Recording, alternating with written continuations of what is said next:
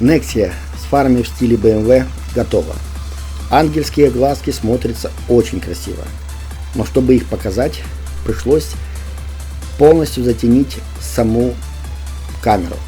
Есть там такая функция убирания света, поэтому передать полностью ту красоту, которая получилась, я думаю, через камеру не получится. Но вы, наверное, совсем скоро увидите эту машину на дорогах общего пользования.